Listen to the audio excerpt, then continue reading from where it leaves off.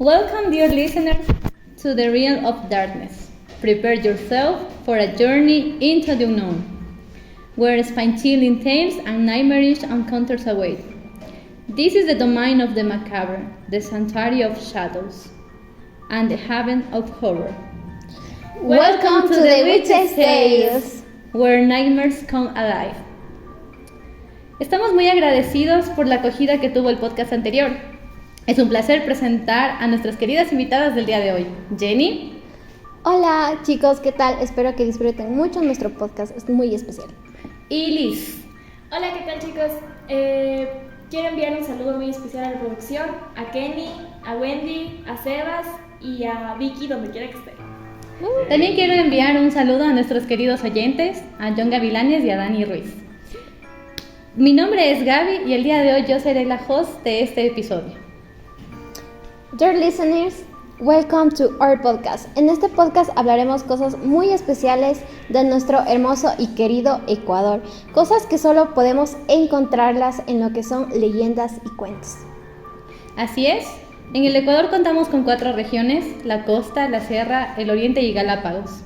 Estas regiones que componen a nuestro país cuentan con tradiciones, leyendas y cultura que nos caracterizan y nos llenan de vida a cada región. Cabe mencionar que cada una de las leyendas que vamos a contar a continuación tienen su parte de verdad y su parte de ficción.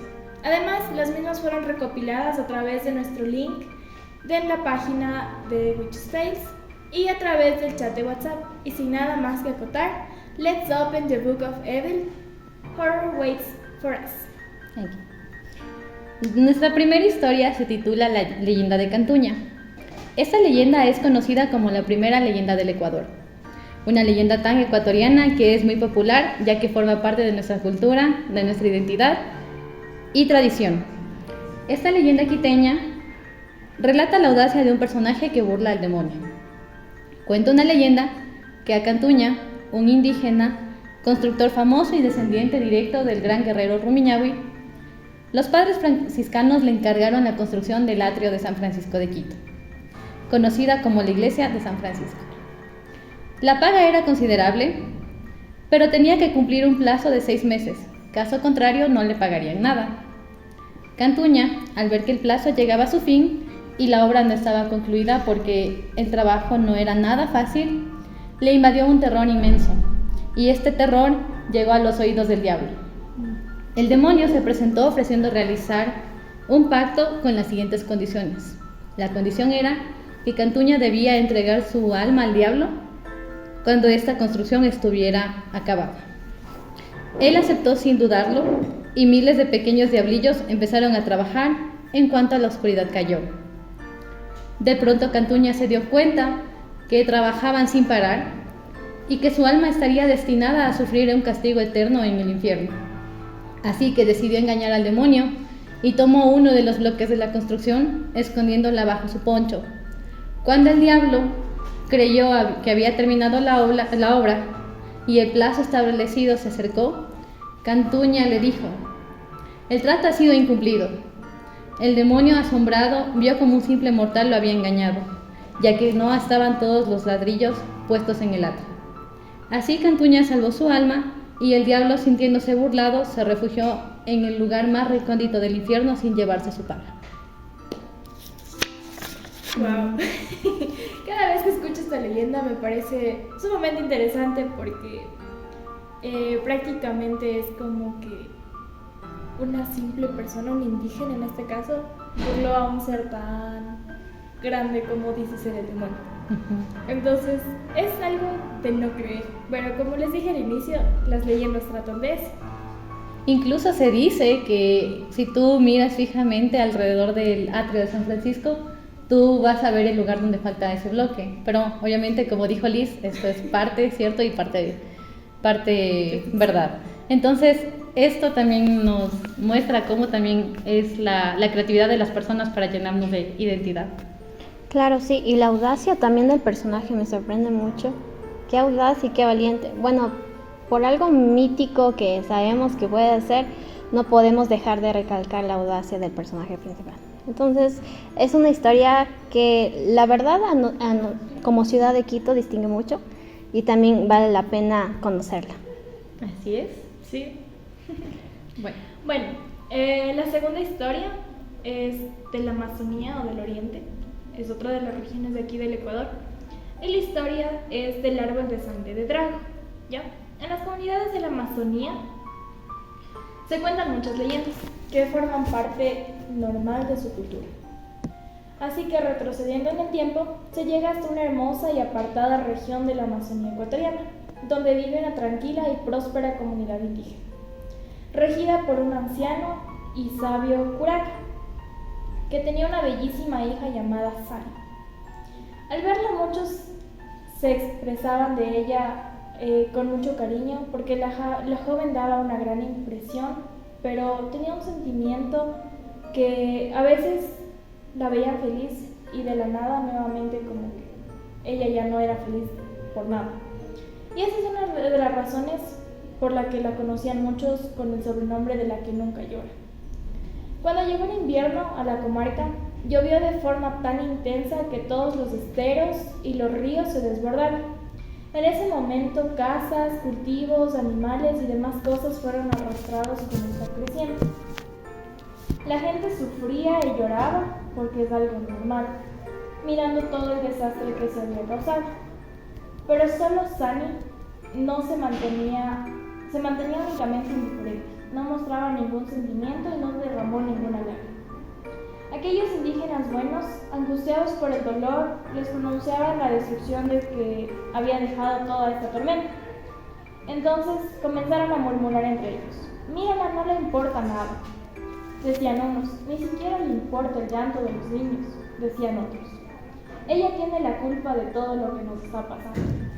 Los dioses están castigándonos por no tener sentimientos», creía la mayoría de las personas. Hasta que en eso, la Runku Warmi, o una mujer anciana, la más sabia de las damas de aquella localidad, aseguró que el solo llanto de la muchacha podía acabar con este caos, con esta lluvia y con la terrible situación por la que estaban pasando. «Pero ¿cómo la hacemos llorar?», manifestaron algunos. «Yo creo que ni la muerte de su padre la haría llorar», comentaban otros. Sin embargo, los ancianos estuvieron de acuerdo en que sería necesario que Sani conociera el dolor para que su alma al fin se conmoviera. Entonces, al instante apareció una joven mujer con un niño enfermo en los brazos, exclamando: «Te lo suplico, ayúdame a encontrar las hierbas que necesito para curar a mi hijo». Y aunque la joven sabía dónde encontrar dichas hierbas, no quiso ayudarla. Así que siguió su camino y ni siquiera volteó la vista atrás. Pero solo alcanzó a dar unos pequeños pasos para que enseguida escuchase la voz de una anciana que imploraba diciendo: «Señor, haz que esta mujer que no siente compasión por una abuela ni por una madre sufriendo, jamás sea abuela ni madre. Haz que esta mujer que tanto daño nos ha causado por no llorar, desde hoy viva haciendo el bien a los demás con su llanto». Sani, al escuchar las palabras de la anciana, se quedó paralizada de terror y sintió cómo su cuerpo empezaba a sufrir extrañas transformaciones. Al instante vio cómo sus pies se hundían en la tierra y le empezaban a crecer raíces. Su cuerpo se comenzó a endurecer y a cubrirse de la corteza como un tronco. Sus cabellos crecieron y, engrosándose, se expandieron como ramas de un árbol. Al finalizar esta extraña metamorfosis, ella se había convertido en el árbol de sangre de drago. Desde ese entonces la selva se pobló de esta nueva especie medicinal, a la cual hay que hacerle sentir dolor cortándole la corteza para que ésta llore por la herida y así beneficie a las personas con sus lágrimas, cuyo líquido es bueno para curar heridas, quemaduras, úlceras y más. De esta manera, el alma de Sani, atrapada en el árbol, ayuda a mitigar el dolor de los demás. Wow. Sí, qué interesante. Esta es una leyenda de la región amazónica, ¿no? Sí. La verdad es que nunca había escuchado el origen de este árbol, pero sí es verdad lo que mencionas aquí, que hay que cortar alguna corteza y producir algún cierto dolor o cambio a este árbol para que nos pueda dar esto que brinda. Pues, no, listo, tu historia está muy interesante. bueno, la leyenda de la Amazonía siempre son muy interesantes. Y la verdad es que siento que nos ayuda a conocer mucho, mucho nuestro país. Y esta historia de cómo surge el árbol de sangre de Drago en Amazonía, iniciando por una leyenda que cuenta de una niña básicamente, ¿verdad? De una niña que no sentía dolor y a pesar de lo que le hacían, o sea, y le cayó como una maldición, digámoslo así, para que ella pueda sentir dolor de alguna manera, ¿no?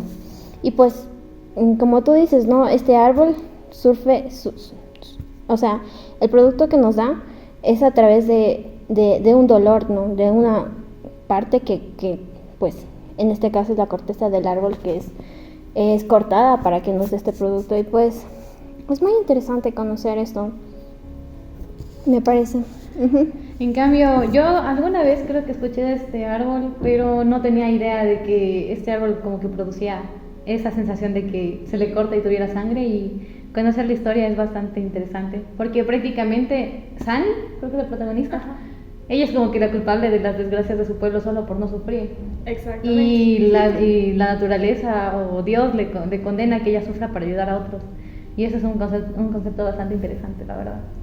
Incluso existe una como que versión adicional de esta historia que mencionan también que, bueno, la maldición que le lanzan a esta muchacha es porque antes de no querer ayudar a esta madre que comenté dentro de la historia, también no quiso ayudar a otra persona.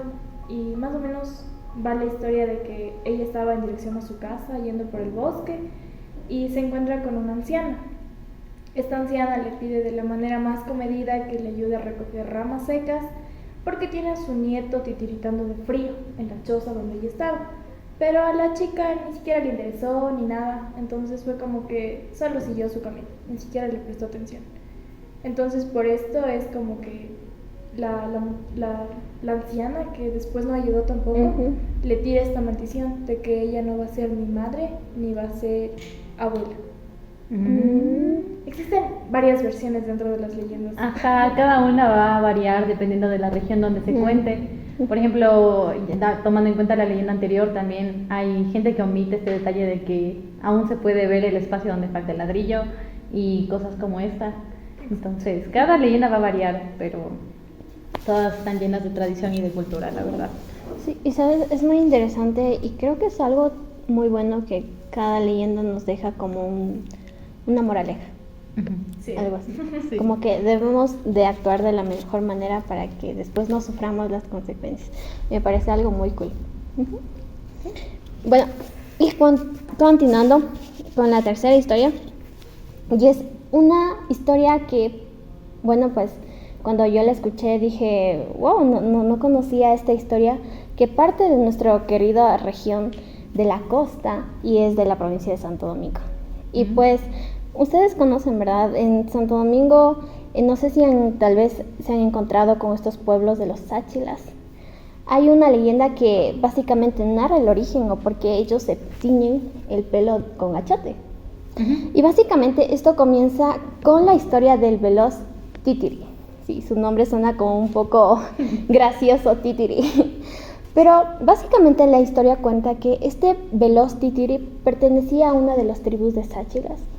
Y este era un joven audaz que en sus tiempos él trabajaba mucho para su pueblo en lo que es de compartir mensajes de un pueblo al otro. Como saben, en ese tiempo no había transporte ni nada de eso, pero este era un joven muy veloz. Y cuenta la leyenda que dentro de sus travesías, mientras él iba a dejar un mensaje, se topó con lo que llaman como una flor. Y entonces el joven se acercó así muy interesante de lo que era y tomó uno de los racimos y lo presionó. Y uno de los frutos, para sentir aquellas semillas del color tan llamativo que salía de aquella flor que lo distraía tanto. Y le encantaba, ¿por qué? Porque cuando cogía, de repente sus dedos se teñían de un color anaranjado. Y después, mientras él quería quitárselo, ¿no? Se lo puso en todo su cuerpo y al ver el color como tan, digámoslo, tan fosforescente, Llamativo. tan llamativo, el joven pues se lo adhirió ya no solo a su piel, sino también a su cabello.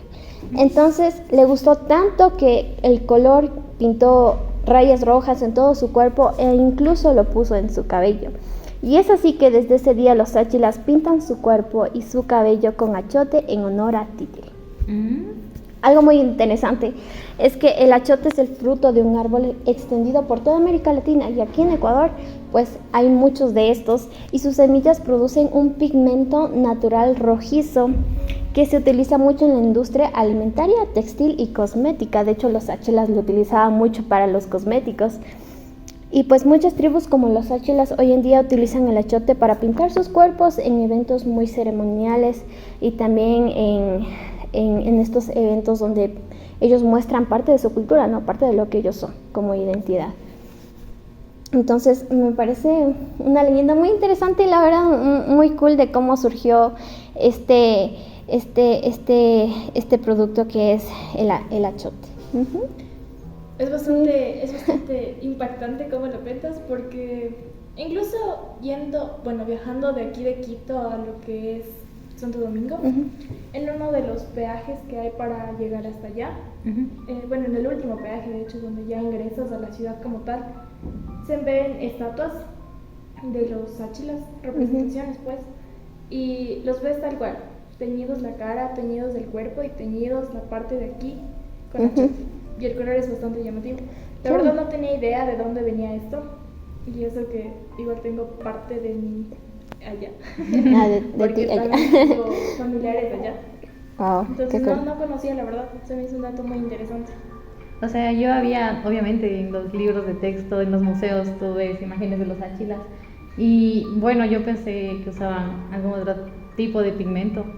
Pero imagínate ese achote, alguno incluso, bueno, a mí me venía a la mente el achote de la cocina y digo, como que ese no es tan, ese pigmento. Pero es increíble saber que ellos, o sea, tienen la creatividad de usarlo como algo suyo.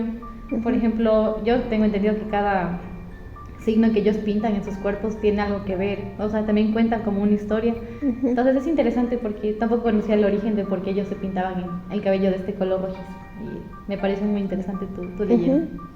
Sí, en verdad. Y algo que tampoco sabía es que se utiliza mucho en la industria cosmética y hasta textil. De hecho, nuestro país utiliza mucho de estos productos para realizar muchos de lo que son los teñir lo que es como ropas, vestimentas en sí, y mucho de los cosméticos también, muchos de lo que utilizamos tiene achote, así que tal vez no lo sepas, pero tal vez tu cosmético tiene un contenido de achote. Bueno, ahora vamos a pasar con nuestra última historia. Esta historia proviene de la región de Galápagos y se titula El tesoro del pirata Lewis. Es una historia un poco corta y trata acerca de una vieja leyenda en la isla de San Cristóbal. Esta cuenta que hace mucho tiempo vivió en el lugar un pirata denominado Lewis. Nadie conocía de dónde provenía, pero lo único que se sabía es que abandonaba el lugar por días y volvía cargado de plata. Un día él comenzó una amistad con un tal Manuel Cobos, y cuando sentía que su vida se estaba acabando, decidió mostrarle a su amigo dónde se encontraba oculto su tesoro. Entonces, Lewis y Manuel se introdujeron en el mar, se subieron a un pequeño barco de pesca, y pronto Lewis empezó a actuar un tanto extraño. Comenzó a tener un comportamiento turbador, saltaba, gritaba, sin parar, y esto a Manuel le sorprendió un poco, así que él decidió que sería bueno volver otra vez a San Cristóbal. Una vez allí, Lewis le contó a su amigo que él tuvo que actuar así, porque de esa manera él evitaría que le asaltaran unos marineros que querían robarle su tesoro. Se dice que Lewis enterró este tesoro en una isla, y tiempo después él falleció, pero se había llevado ese secreto a la tumba. Y aún hasta el día de hoy hay personas que buscan ese tesoro, el cual se dice que se encuentra oculto en la isla Floreana. Wow. Wow, es algo extraño porque casi como que no se conocen muchas leyendas de esta región. Donde más existen leyendas es en la costa, en la sierra y en la Amazonía. Entonces, la verdad, es la primera vez que escucho esta leyenda, y me pareció muy extraño. No sé por qué la gente iría a buscar un tesoro que viene de hace muchos años atrás. No sé qué tan bueno sea ese tesoro, pero para que lo busquen yo supongo que es algo bastante bueno. No sé, la verdad es que Lewis me parece un personaje que, no sé, actuó, no sé si de la mejor manera, creo que sí, para impedir que le robaran su tesoro. Tuvo que actuar como un loco, prácticamente. Creo que, en verdad, y pues no suena tan loco porque nosotros creo que si estuviera en una situación de, no sé, en peligro, actuara de la manera menos lógica posible para evitar, cualquier tipo de cosas. Pero, como decía Liz, no hay muchas leyendas de parte de Galápagos, pero es una isla muy hermosa. Y pienso que conocer parte de su leyenda nos ayuda un poco también a interesarnos por visitarlo. También. Y súper cool la idea. También hay un dato curioso porque aquí la leyenda habla de Manuel Cobos y existe otra leyenda de esta región que habla de un árbol de guayaba y que él se empeñó tanto en proteger este árbol, Manuel Cobos, que lo mataron por esto. Y ese árbol ahora, o ese tipo de plantas, allá en Galápagos es considerado como una plaga. ¿Como una plaga? El árbol de guayaba allá es considerado ¿Será que como una dentro de plaga. este árbol estaba el tesoro que le había mostrado su amigo? Tal vez. Puede Por ser. eso lo protegía tanto, no sé, no. Sí. Como Así que que puedes conectar estos dos y tal vez llegues a algún lado, no sé. Cool. Así es. Puede ser. Así que si vas a Galápagos, ya sabes. A buscar árboles de A buscar guayaba. No, a buscar tesoro. la isla Floriana, porque ahí dicen que está. Sí, eso dice la Hay que leyenda. ir a la isla Floriana. Ujú.